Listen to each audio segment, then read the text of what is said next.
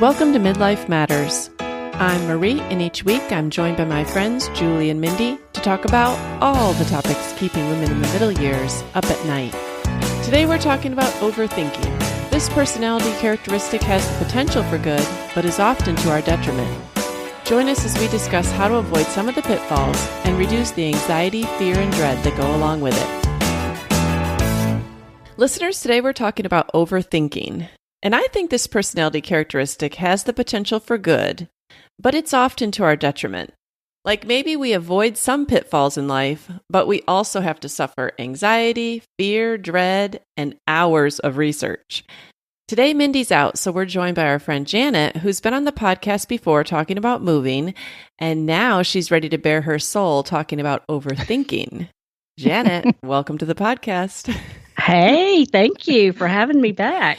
Yes.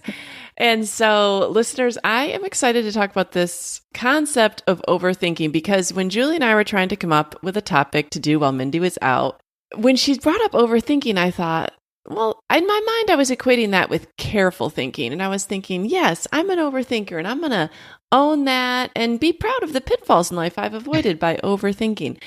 But then when I started Googling overthinking, I realized, oh, there's a lot of bad parts of overthinking. Actually, this is kind of like a mental problem, like they're recommending maybe some therapy. And I actually don't need to be patting myself on the back about this. I need to be changing it, which I always recognize when I have the familiar fear, dread, anxiety. I know it's not good, but for some reason, I just can't turn my mind off. So Janet and Julie, when you hear the word overthinking, do you view it positively or negatively? Well, I think it's pretty funny. It's probably a good indication that it's a problem when, as an overthinker, you think this is a good thing. You know, that's probably right there a sign that you're trying to defend it and that it can serve a good purpose and be productive. And the fact is I like other overthinkers. Like, I don't want to ask the advice of someone who gave it 2 seconds of thought. I want to know that somebody agonized over my problem, and then I'll listen to you. Always call me and always go to Janet. Agonize. That's the word. So Janet, you can agonize over your own problems or your friends' problems. It doesn't matter. Yes, I can do it. I'm very good at it. I tell people my superpower is overcomplicating things, and I think this kind of falls into that same category. Okay. Yeah, I was just with her over the 4th of July at her house, and we were working on a little project, and I think I heard her say that 2 or 3 times. Well, of course, I'm going to overcomplicate this. Right. So our first question is, and I think I already know the answer to this, but are you an overthinker? All right. I'm going to own it. I am an overthinker. Julie? I think the best way to answer this is, I think so. Maybe. I don't know. Am I? Janet? I definitely am. And Mindy, if we were here, Julie and I both agreed that we thought that you would say you aren't. Feel free to correct us in a later episode. I'm guessing she's not. Right. So just on a lighthearted note, tell me you're an overthinker without telling me you're an overthinker. Okay. I have a lot of deeper answers, but the funny one that popped up first was I'm at the eye doctor and they're trying to get your prescription, by putting those little lenses in front of your eyes. Okay, is this one better or this one? That's so hard. And I always think, I know, I'm like, wait a minute. What do you mean better? Like this one's still a little blurry and that one's got a little shadow on it. They didn't say which one was perfect. They just said which one's better. And I always have to go back. Could you go back to number 1? And then when I get home, I think these glasses are going to be terrible because I probably didn't give them the right answers. Can you make the glasses both ways? I'll take home both pairs. Yeah. I'll let you know in a week. Yeah. Okay, Janet, tell me you're an overthinker without telling me you're an overthinker. Well, back when I had a job, I was an editor, and I'm always editing. I can always improve things, and I can always find ways to tweak and change, to the fact that nothing's ever finished. And, I just can't ever turn off that gear. So that's not funny. The question that was given to me didn't say anything about need to be funny. I don't think it does have to be funny. It could be really sad too. Well, I just, sometimes my husband says, just get it done. It doesn't matter if it's perfect. But I can always find a way to maybe not make it better, but at least make it different. But I Yeah. think it's better. So I'm always tweaking Well, stuff. I would want you as my editor, though. Well, You I know? am a good editor. Yeah. I mean, I would want that kind of person looking at something I was going to put before the whole world to read. Right. That's true. That's true. Well, I just recently had an overthinking story happen to me. I mean, I honestly have them hourly, but one that I could share on the podcast that would probably make people be like, "Are you serious?" So we had this little going away party for my son about a week ago, and we were just serving hamburgers. And I could not decide in the grocery store the day before how many hamburger buns I should buy. Because I was like, you know what? So many times you make hamburger buns and then people don't even want the bread. All right, well, I already know so-and-so's not going to eat the bun. So-and-so, no, I don't know. Then I thought, okay, I don't want to make a decision now. I'll make it tomorrow. Oh my goodness. So then day of, Steve's like, can I go to the store and get you anything? I'm like, oh yeah, I forgot. I was trying to decide on the number of hamburger buns yesterday. So he's like, all right, well, let's count it out. So we counted out. And then I'm like, oh, I don't know. I just hate it when I overbuy hamburger buns because you got to throw them away. And it seems like such a waste. And he goes, all right, well, I'll just go to the store. He goes, how much are hamburger buns? I said, 99 cents. He goes, are you serious? All of that agony over 99 cents. Like, why I didn't even just buy an extra package the day before to save myself going back to the store. But it was like, I just hate the fact that I have bought hamburger buns so many times in my life and literally throw the entire package away because they never freeze well. They're always dry and gross when you try and get them out again. What do you do with them? I know. So anyways, that's totally overthinking. I benefit no one by doing that. And Steve's like, the downside is you wasted 99 cents. What are you doing? And a lot of space in your head. Yes. So I can overthink anything. But one of the things that I was thinking about, tell me you're an overthinker without telling me you're an overthinker, is that on almost everything in my life, I will wait until the last possible second to make a decision. If you give me a deadline, like I had to recently fill out something for the HOA and it said 4:00 on July 1st and I turned it in at like 1:30. Did I turn it in over the weekend? No, because I might change my mind. I might have an epiphany and want to add something at the last minute. Like any decision in life, if there's a deadline, I will wait until the last possible second to decide. And that's that I can allow myself plenty of time to overthink. Yeah. And I like it when there are deadlines because I will just keep putting it off and then say, I don't really have to make that decision. And then it just never happens, which is making a decision. Right. Yeah. Do you find that about yourself, Janet, that you wait for deadlines? Well, yeah. And I was helping decorate for an event at church a couple of weeks ago. And we've been planning this event for weeks and weeks and weeks and weeks. And there was a whole team of us. But I was still coming up with new things we could do to decorate and sending this person to the store to get this at the last minute. And, you finally have to quit when people are walking in the door. You have to say, okay, we're done decorating. But I kept coming up with all these other ideas of what would have been cute and stuff. So, yes, deadlines are good because it makes us stop. The deadline for you in that situation was guests arriving. Yes. That's pretty late.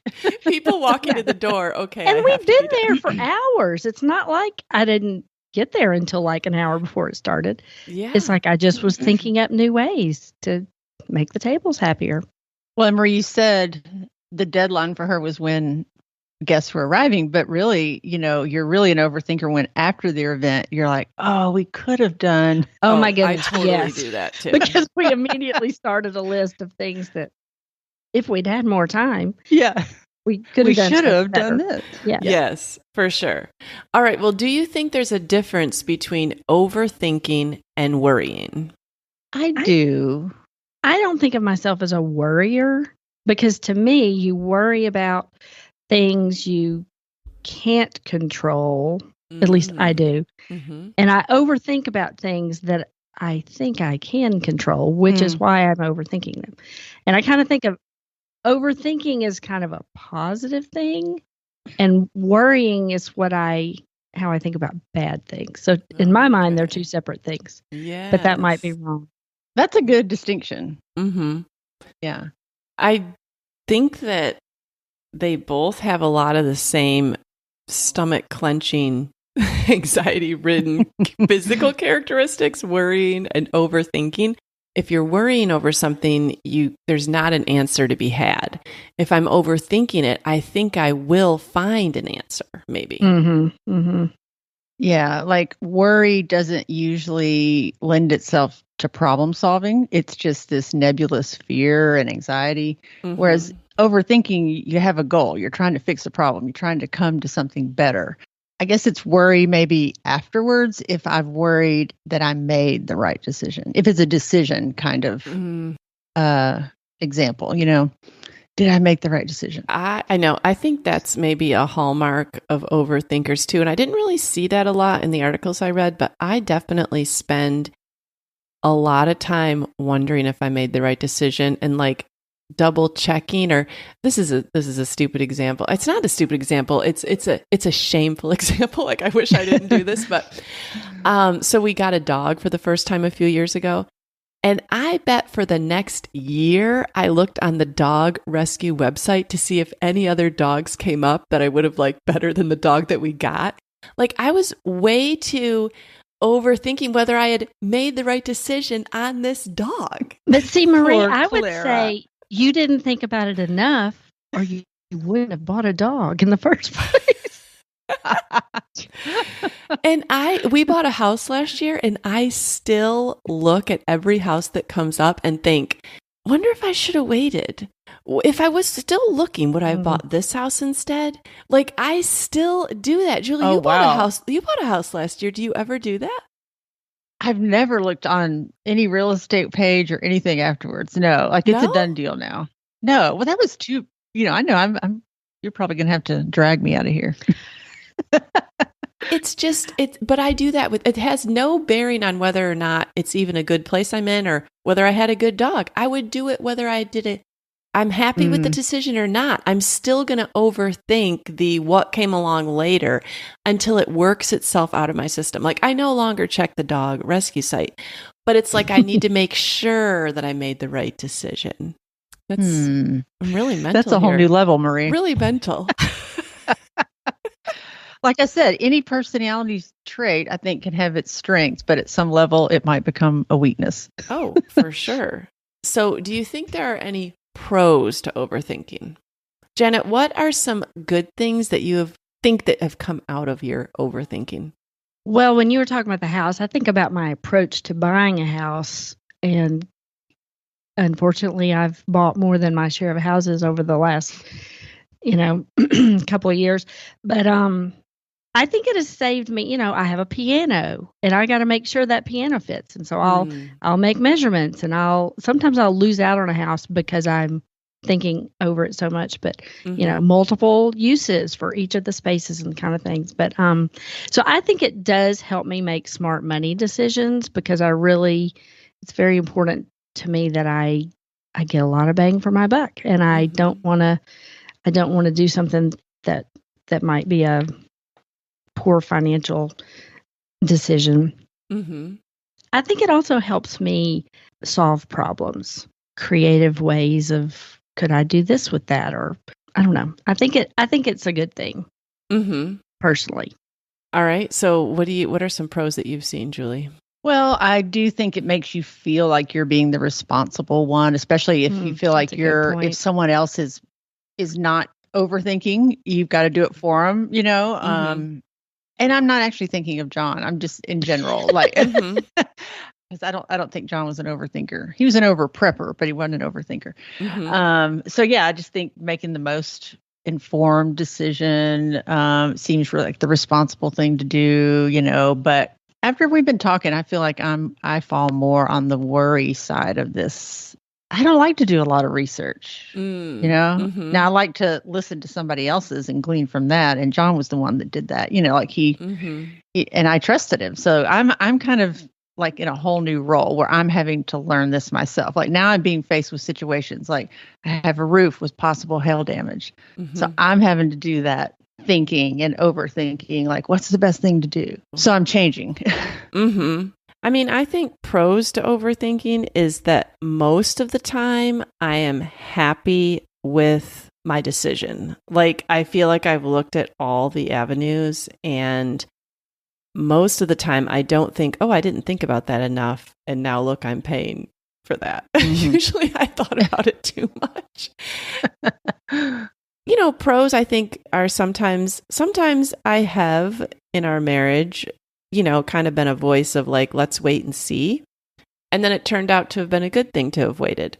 So, some overthinking situations we've maybe avoided some pitfalls, and some overthinking situations, Janet, I've probably missed out on some things because I wasn't able to make a decision fast enough or didn't even feel like I could make a decision in that situation. So, yeah, I mean, I've seen pros and cons, really.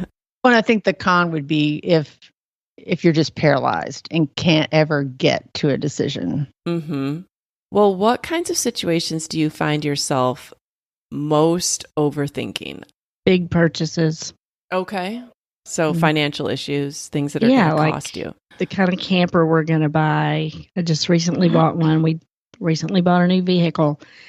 I have to know I got to research the heck out of it, like Julie was saying.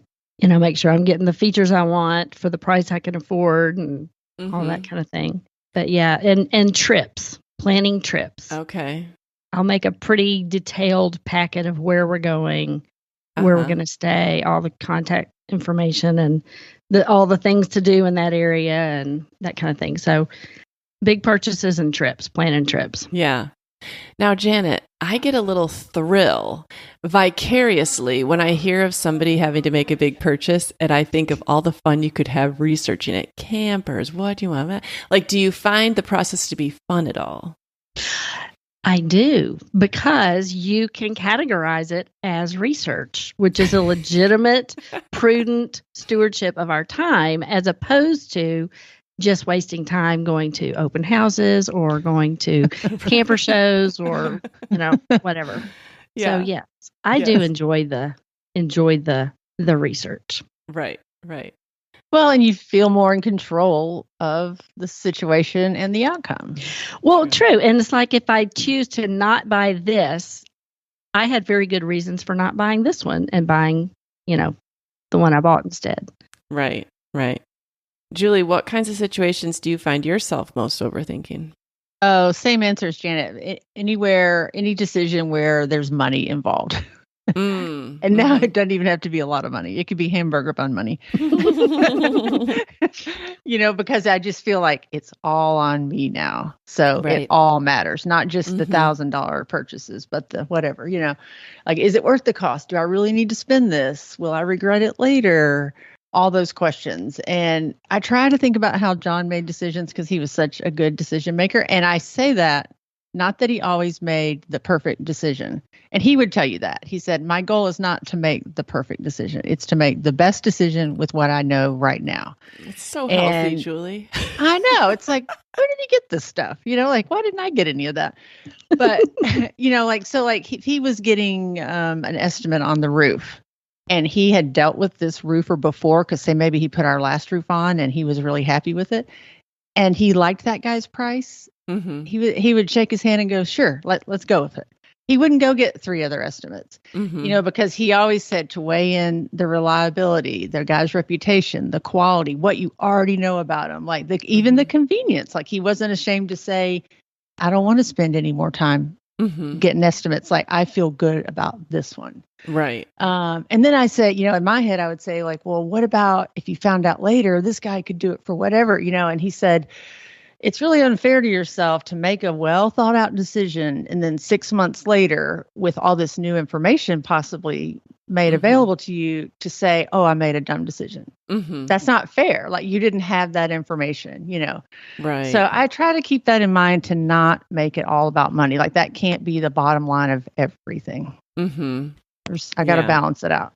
Yeah. I was thinking about situations that I overthink. Definitely financial decisions. I overthink every financial decision. And then also health and safety.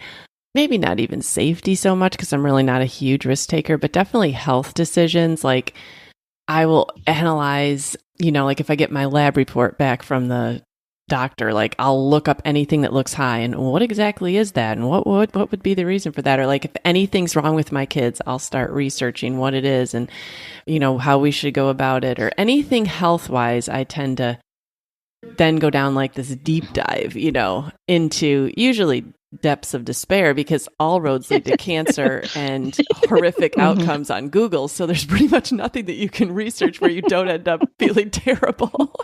I know. Also, anything really to do with major decisions with my kids. So Julie brought up something that I overthought about. And this is definitely a good example. This is so far back in my overthinking journey that I actually forgot about how much I overthought about this. But my girls are end of May birthdays, my twins, my last two, end of May birthdays. And the cutoff, I think, is like September 30th. So it's not even that close to go to kindergarten. But in the area that we live in, a lot of people hold their kids back 1 year to kind of give them that extra advantage. And, basically their life is going to turn out better if you have an extra year. Like in my mind, that was the thinking, like, why would anyone send them on time if you could send them a little bit later? And so I agonized on whether or not I would regret it later. And Julie brought up the fact that I was analyzing it down to like, well, if they go to school now, then that means they'll go to college a year later and maybe they'll have missed out on a certain spouse that they would have met or who would have been in their classes. Like just ridiculous. These girls are like almost 5. I probably started actually thinking about this when they were like 3, but like who knows what they're going to be doing. And I'm sure I'm not the only mother that has ever analyzed that decision. But I just want to say something that I've thought of the other day. I did not overanalyze keeping my son home because he was a September 9th birthday and the September 30th birthday was the cutoff. And I thought, well, that's a no-brainer for a boy. I'm home with the girls anyways. He's staying home.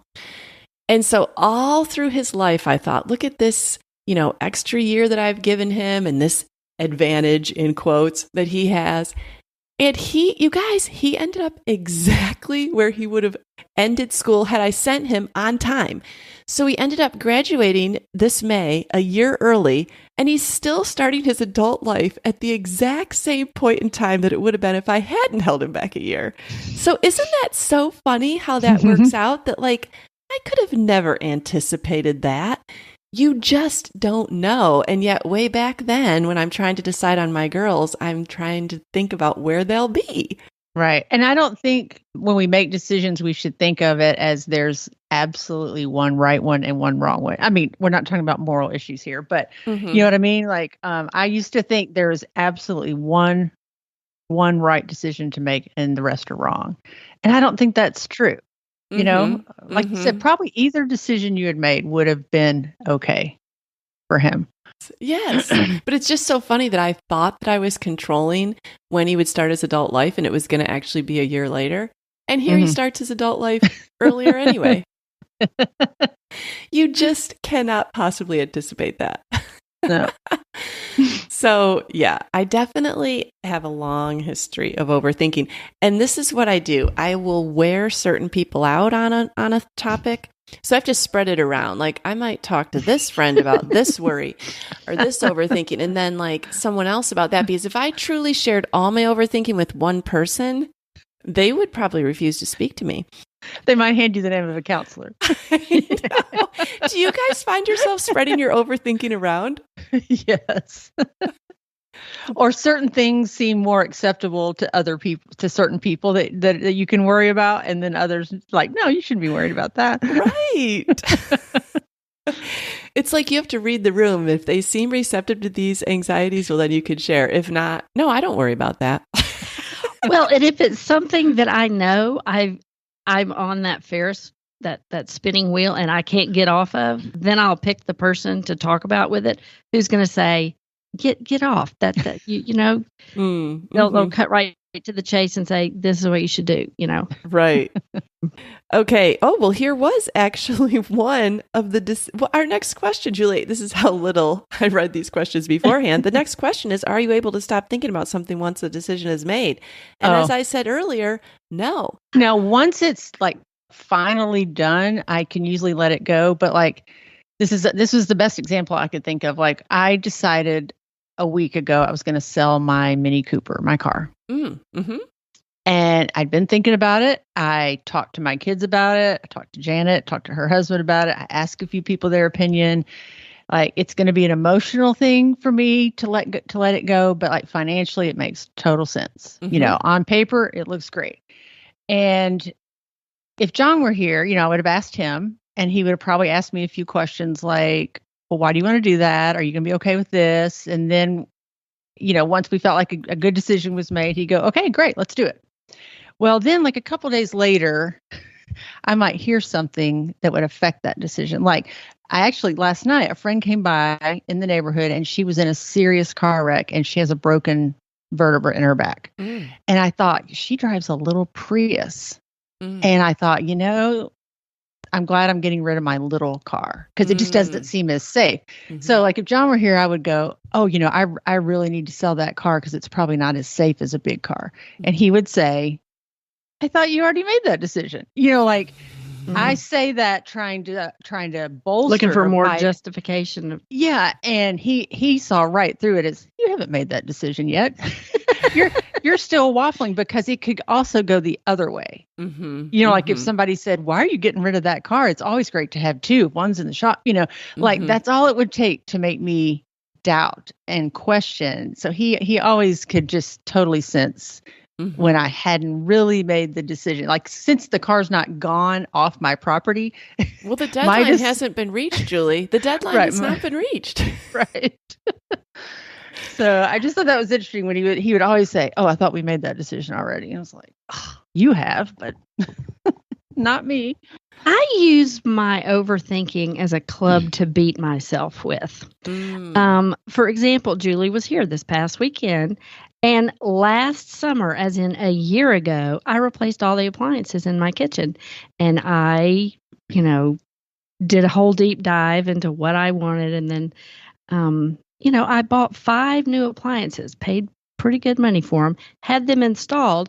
And now when she's here this summer, I'm complaining about the stovetop that I bought last summer and explaining to her, which she did not care, but she graciously listened to, all the reasons to why I regretted what I had. Well, am I going to call the plumber back and rehook the gas back up? Am I going to call the contractor to come uninstall this stove and go buy it? No, I'm not.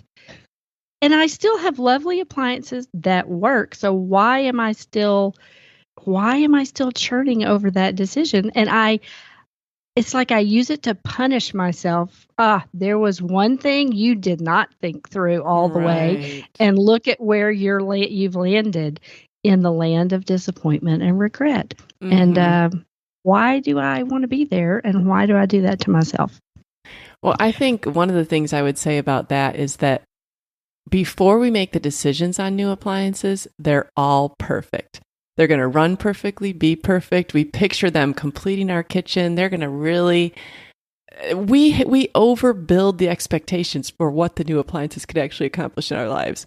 They inevitably fall short. There's some disappointing thing about them right from the beginning. I have to remind myself that probably any new thing I bought would have a ding in it or a problem with it or something. Like, it was never going to be all that I thought it was going to be. Yeah, it's not going to have all pluses. It's pros and cons, and you made the best decision that you could make at that time. Right. All right. Well, if the three of us are overthinkers, I like how you put if, Julie. You should just say, since the three of us are overthinkers, what must it be like to live with an overthinker? I feel like my husband's in the other room and I should call him out and have him give a 2-minute synopsis. We don't have that long. Okay. So what do you think it's like to live with an overthinker? Well, I did ask my husband last night, and he laughed and said, easy, because you take care of everything. And that's exactly right. He doesn't have to worry, because I'm happy to do all that research and stuff. And especially if it's something that I think is a good idea to buy, then he's all for buying it. But I think, well, I know he did not say this, but I know in the past, when you overthink, it makes it hard to complete tasks sometimes because my perpetual editor doesn't ever shut off, or I'm thinking, is this the best way to do it? And I just never do it. And that can be frustrating for the person living in the house with you who's wanting some things, completed. Well, let me ask you this, because I think you both have referred to this before as you're the overthinker and not your husband. Do you think they don't overthink because you're going to do it for them, or are you doing it because you know they won't? Like, which came first, the chicken or the egg? Well, I did put that on my list too as another issue because I don't know if they're incapable of thinking properly through all this stuff, and properly meaning the way I would do it, or if they're just so out of practice of having to think, because I never let them do, I'm always doing it for them. So, but I mean, I have a hard time delegating things to someone who I don't think has given it the proper amount of overthinking that I would have given it. And, they're maybe not as informed. So I don't necessarily want them handling something. Well, So, do you feel okay to share your example with you and Kathy in the painting? I thought that was a good example. Well, yeah. And honestly, someone recently mentioned to me that I might have obsessive compulsive personality disorder, which was this a friend or a foe? Well, I just won't. I'll decline to answer that. But when I looked it up, I thought, oh my goodness, it's yet another disorder that I have.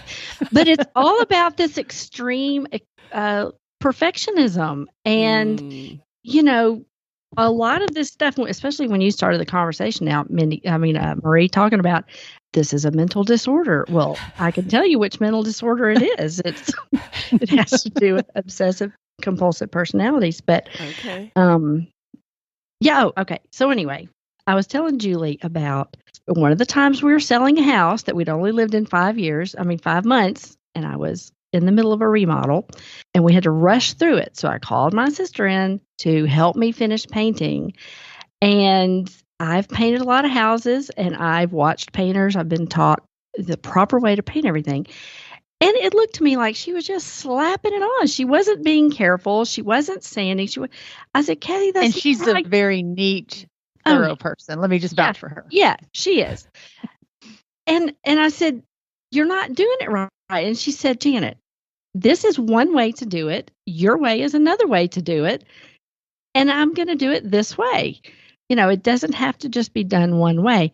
And I think part of this overthinking trap we fall in is we have overthought it so much. We've narrowed our perception in that, well, there's only one way this can be done, when really there's lots of ways to paint. And sometimes not as meticulously is a way. I've hired painters who painted that way, very unmeticulously. So I think people tend to not want to maybe work with you as much if you become so hard-nosed about, well, I've researched the way you paint and this is the proper way to do it. And if we're not going to do it this way, it'd be kind of intimidating. It is. And it sucks the joy out of any kind of project you're trying to do with somebody else. Yeah. But you know what brings me joy? Project done right. So I don't know. It's a hard balance. But my husband would say a project done brings him joy, whether it's done right or not. Yeah. Okay. Yeah. I just liked her answer. Like, that is a way to do it, and this is a way to do it. That's very true. I know another problem too is, I mentioned I like to plan trips and things, and my son-in-law, he got to where he was always asking me what the plan was because I usually had a plan, and I quit making plans because I made the plan did not obligate anybody else to follow the plan. And so I would get frustrated with them because they wouldn't follow my plans. They would get frustrated with me because I was trying to manipulate the schedule or whatever. So for a while, my son-in-law would say, okay, every morning he'd get up and say, okay, Janet, what's the plan for today? I said, I didn't make a plan. He finally doesn't ask me that anymore. But the whole expectations versus them, unmet expectations. If you're over researching and you've found the way to go and the perfect itinerary, and everybody wants to sleep late that day, well, then you're mad, you're frustrated, they're frustrated, and I've had to learn to ease up and let that go because, again, that sucks the joy out of being together. Yeah, I can remember this one trip to Disney World that I planned, and we had all 5 kids with us. And you could buy books at that time. I looked at it more through books rather than the actual internet. And it had like, you just follow this path through the park. You're going to see X, this, and you're going to go this ride. This ride's next. This ride's next. Well, I wanted to really stick to that plan. And it was exhausting for my family. And I remember we're watching the fireworks at Epcot, and we have a picture of 2 of my kids sleeping on backpacks. And I mean, they were older. They were like in middle school, but I had exhausted my family trying to overthink and overplan. Like, how are we going to get the absolute most out of Disney? Yeah. So yeah. I think it can be exhausting, maybe, living with an overthinker. That's come up with trip planning for me too, because I don't do slow travel. It's 8 in the morning till midnight, and we start over the next day. And John was good with that. David's good with that. I'm not so sure about some others in the family. And so that came about on our big trip, so you have to know who you're traveling with. And Janet, as I'm planning our trip, I'm starting to feel some anxiety over what, what y'all's expectations are. And because when I plan, I can't quit. It's like, it's got to be perfect. And I know there is no perfect trip, especially for everybody involved, Well, I personally think on a trip, more is always better. Okay, good. Because I can't see that stuff at home. So if I don't see it when I'm there, I'm not going to get to see it. So. That's true. All right. Well, we've all heard the saying, the body keeps score. So what physical symptoms do you feel when you're overthinking?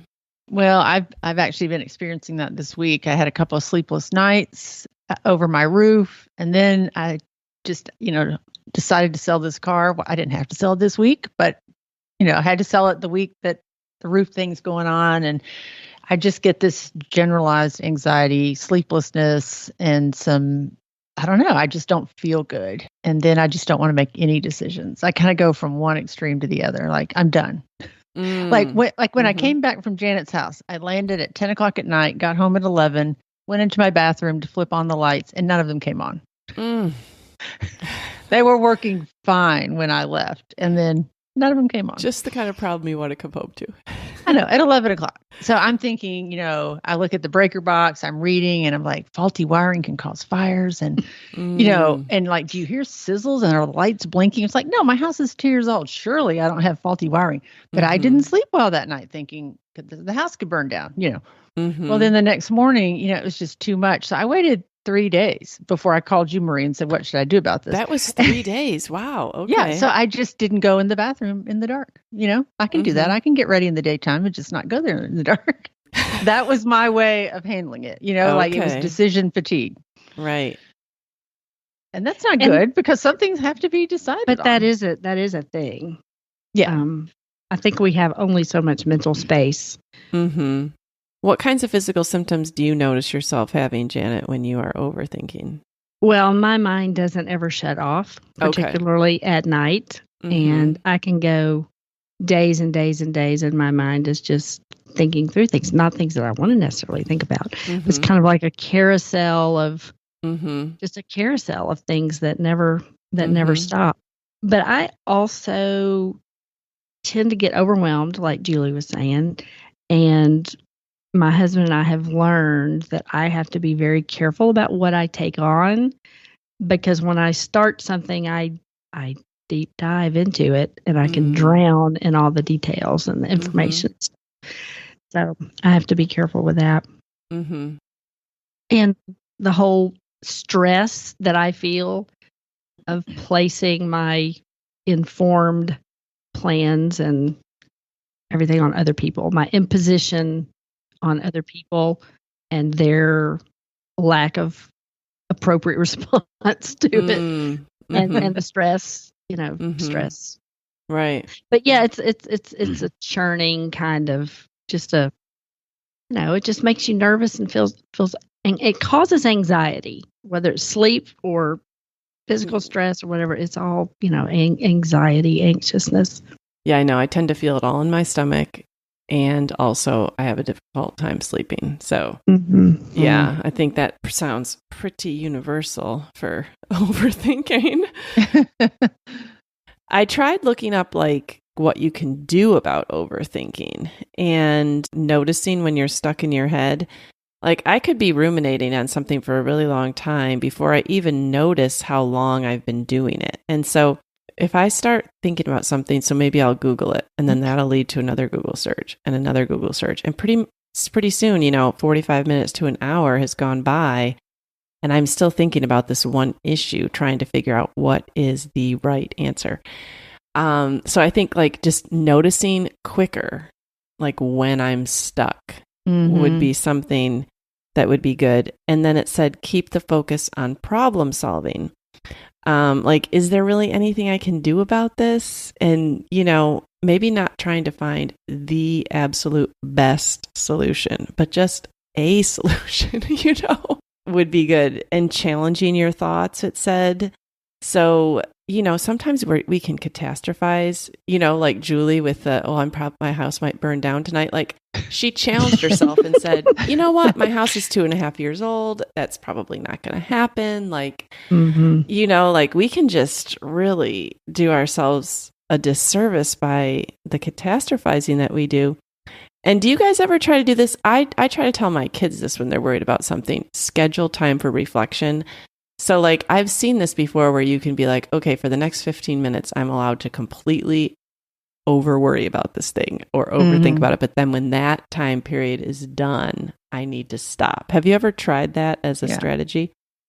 Well, this all reminded me of Happy School, which is a book that listeners may remember. Okay. And Janet and I have talked about that a lot recently, that counselors and psychologists use this. They use different terms, but, move to another room in your head, like to think about something else to distract you for a while. And a lot of times you'll just not even go back to that. Or one of the big things that I've tried to do is when she says, you can only think about these disappointing things or these worrisome things at certain times of day, like schedule it. Like now I'm allowed to think about it. And then it's not to ruminate, it's to fix it or problem solve. Like, what can I do to make this better? It's not just to keep mulling over it, So I liked those. And then I just always have to go back to taking every thought captive, that ask the Lord to take every thought captive, that these are not healthy thoughts, some of them, and what is true. Yeah, the last thing that it said in this article was change the channel. So basically start doing something else, start thinking about something else, which is what you just said. And I think if you can start a physical activity, something, anything, it can kind of like get your mind maybe on something different. Janet, you said you never are done thinking. So how do you find yourself like trying to switch gears then to maybe turn that off? British mystery shows on TV help. Okay. But I'm starting to learn to write things down more. Okay.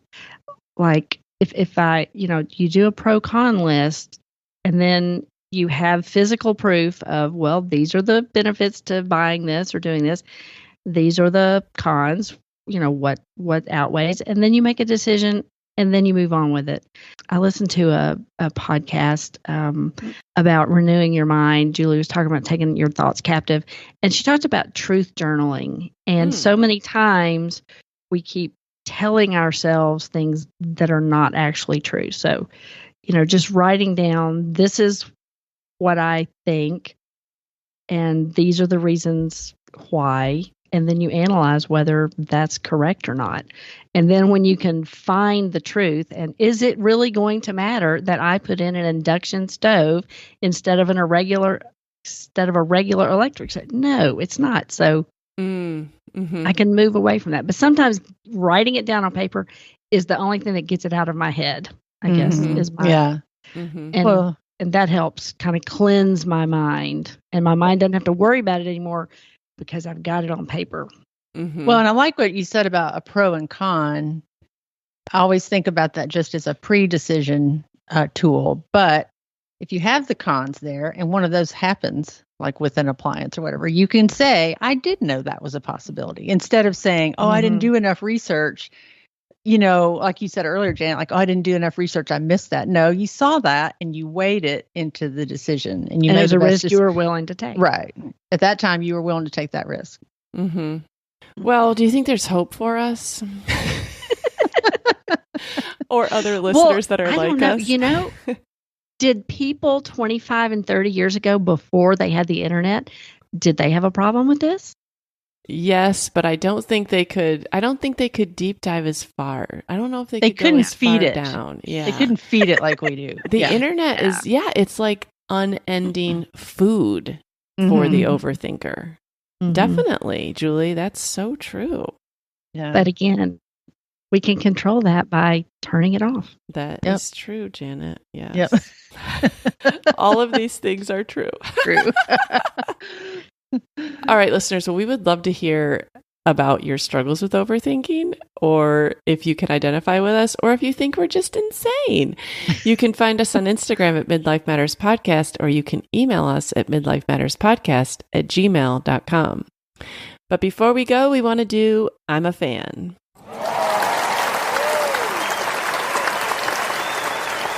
All right, Janet, you're our guest today. So what are you a fan of? Homemade popcorn. Oh, I make it every night on the stove with my Whirly Pop popcorn maker, which I absolutely love. That's kind of my go-to wedding gift now when people get married, because it's fun, it's quick, and it is no fail. And Amish popcorn is my favorite kind of popcorn. I got it at an Amish grocery store, and we loved it. And then I found it on Amazon. Do you think it's just so much fresher than normal, or? Well, it is better, because it does matter how much you pay for popcorn, I've found. But the Amish popcorn, I think the flavor is better and it pops better for me. That's interesting. Yeah. And we eat it every night. So, and you can get it on Amazon, so I can put a link to that. You can. Okay. Well, and in your other secret, because I was there and experienced this popcorn, and it was really good. Don't you cook it in avocado oil? I do. I started using olive oil, and then when we switched to the induction stovetop, I had to get a different kind of oil and avocado. And I really love the avocado oil. It just gives it a really rich, good, yummy flavor. Okay, that's good to know. All right, Julie, what are you a fan of this week?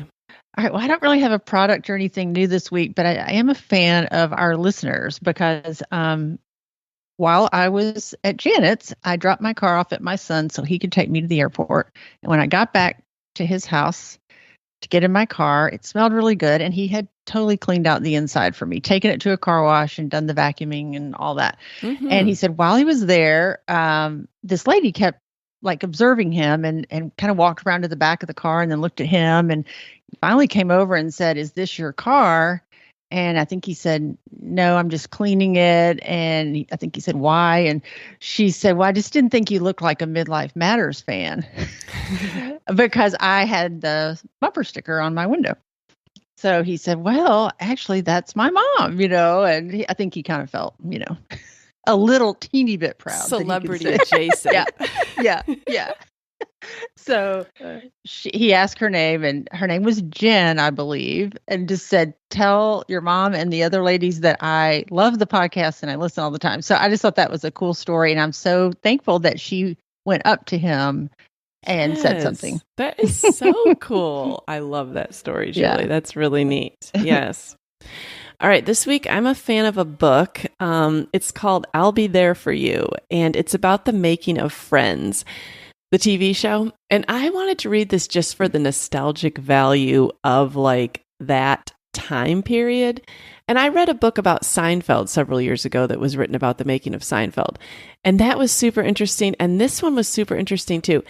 The way they made Friends and the way that it stayed on for 10 years, all the behind the scenes things, was really amazing. And then all the things that they talk about in the book that are so culturally iconic. I wasn't even really a Friends watcher. I don't know that I know I haven't seen every episode, and I never even really watched it in real time. I've mostly seen it just because it's been in syndication for so long. You can't help but turn on the TV at night and you're going to see an episode once in a while. But that was still a very pivotal point of culture in our lives. And so I think that anyone would enjoy. I listened to the book. I didn't read it. I'm sure it's good reading it, but I really enjoyed listening to it. And just how they picked each person for the role, the other people they considered for the roles, the amount of money they started out making, the amount of money they ended up making, the behind the scenes of like how the writers came up with storylines, the set process, like how it was after 9/11, how they filmed it, like how they dealt, like it was so many things that have happened in the 10 years that it was on that it was super interesting. I don't know if you guys have ever read anything like that, but the making of a television show like that was really fun to read about. I think about all the hairstyles that came out of that show. Yes, the Jennifer Aniston hairstyle, like it talks about how that just swept over the world, basically. And like it's apparently super popular in London. And it just talked about all the countries that it's popular in, but especially London. And they talked about some different events they've had there. And it was just a really interesting book. I don't normally read nonfiction, but this one was super interesting and held my attention. And what was the name of it again? It's called I'll Be There For You. So I'll be there. Okay. All right, Janet and Julie, I enjoyed this episode. I will try to rein in some of my overthinking. I do always overthink slightly less when I can laugh and talk about it with other people. Yes. And thanks for being here, Janet. It was fun. Yeah. Thank y'all. All right. We'll talk to you next week. All right. Bye. Bye. We're so happy you joined us today. You can find the show notes for this episode at midlifematterspodcast.com. Also, please tell a friend about the show and help them hit the free subscribe button on their favorite podcast app. Be sure to follow us on Instagram at Midlife Matters Podcast. That's where we post pictures and stories about all the things we talk about in each episode. Thanks for listening, and we'll see you next week.